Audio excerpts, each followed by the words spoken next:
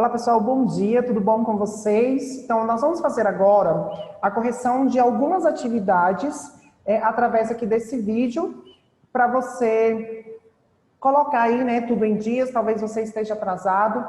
É importante você fazer a correção adequadamente, conferir suas respostas, não é necessário a sua resposta, ela está idêntica à resposta aqui do livro, né, a resposta que eu vou passar.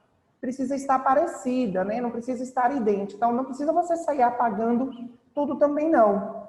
Desde que a sua resposta, ela contemple aquilo que está sendo solicitado, é o que nos importa, é o importante. Então, o vídeo é para você conferir aí suas respostas, ver, né, se estão todas direitinho. Então, compartilhando aqui, a primeira atividade que eu quero voltar aqui com vocês foi da unidade 1, que é um pouco sobre a Idade Média, um resumo sobre a Idade Média, que pergunta, né, o período, que foi entre 476 a 1453.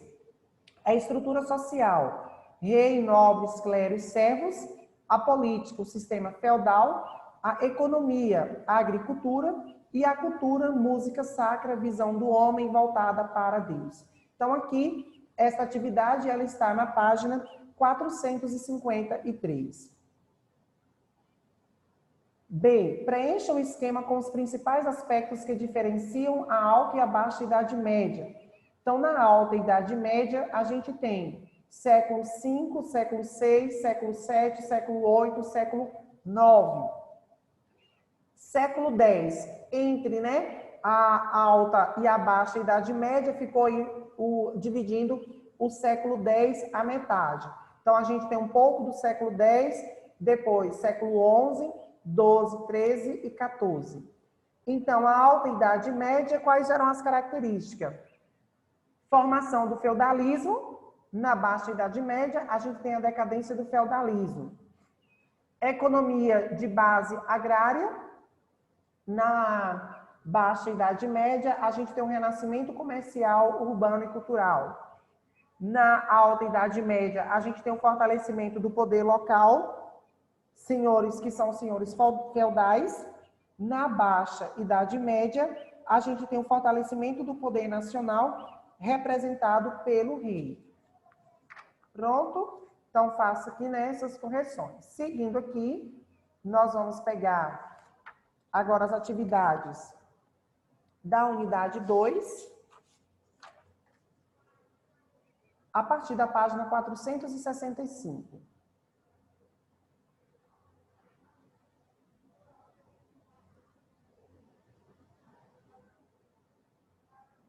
Não é essa aqui, não.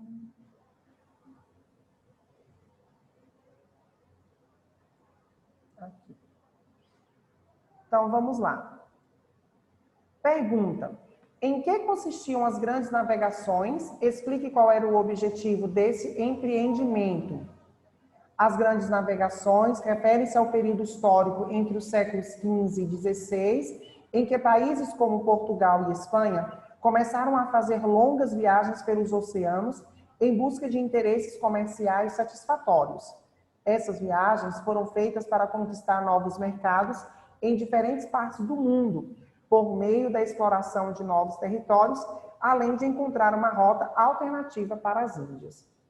Então, as grandes navegações eram o quê? Elas existiram aí entre os períodos do século XV e o século XVI, principalmente aí em que os países Portugal e Espanha, eles começaram a fazer o quê? Longas viagens para conquistar novos territórios, para ter, né? E os interesses eram o quê? Interesses comerciais em busca aí de novos territórios. Eram viagens, né, muito longas, eles queriam conquistar alguns mercados, existiam algumas rotas comerciais, então este era o interesse das grandes navegações. Qual era a finalidade da bússola, o astrolábio e da caravela nas viagens pelo Atlântico? A finalidade da bússola era a orientação espacial, foi mais usada durante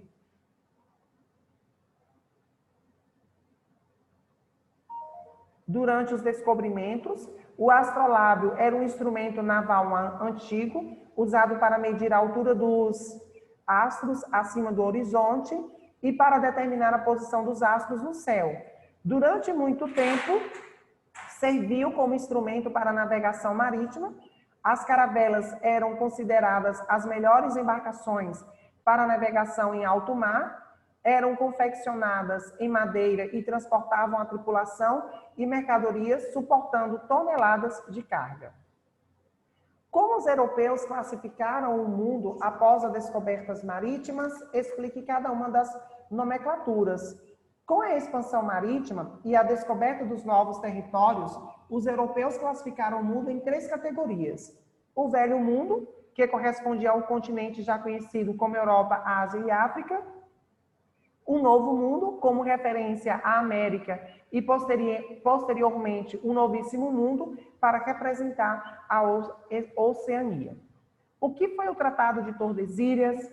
Quais foram as vantagens que o tratado conferiu a Portugal?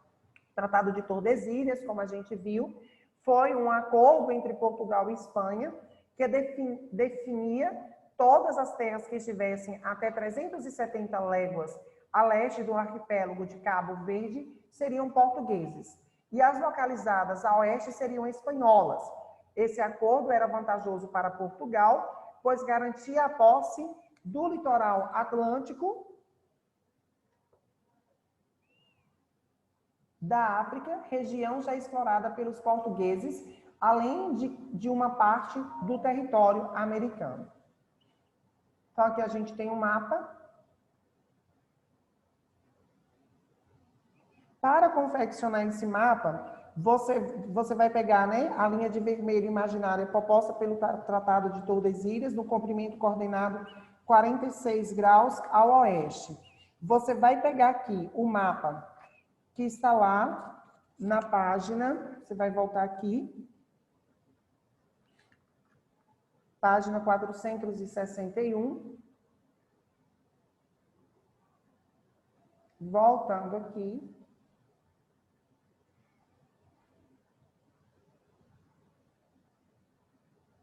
Então, no pontilhado, tá vendo? Corresponde, né? Aí ao mesmo.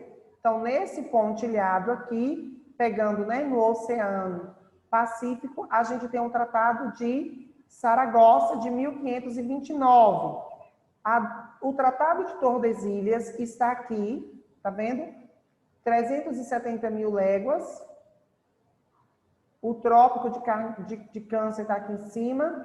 A linha do Equador está aqui embaixo. O Trópico de Capricórnio aqui. E aí você vai fazer esse traçado aqui. Vermelho, né? Um Tratado de Tordesilhas. E você vai pintar os territórios espanhóis com a cor laranja.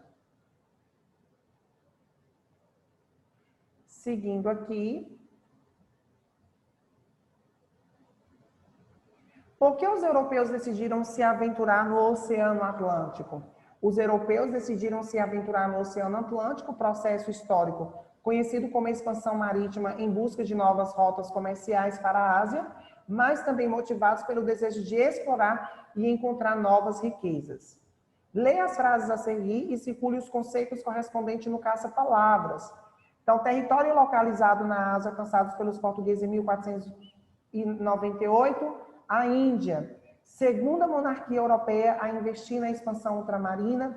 Espanha, território americano descoberto pelos portugueses em 1500, Brasil, embarcação para navegação em alto mar, capaz de manobrar e resistir ao vento, caravela. Carta de navegação utilizada no registro de rotas marítimas, portos e cidades costeiras, o mapa. Instrumento de navegação e orientação, bússola. Reino que iniciou as viagens de exploração marítima, Portugal. Continente que até o século XV era desconhecido pelos europeus, a América. Então aqui, basta você olhar aqui no caça-palavras, né? Aí essas palavras que vocês viram lá na questão anterior, elas estão aqui.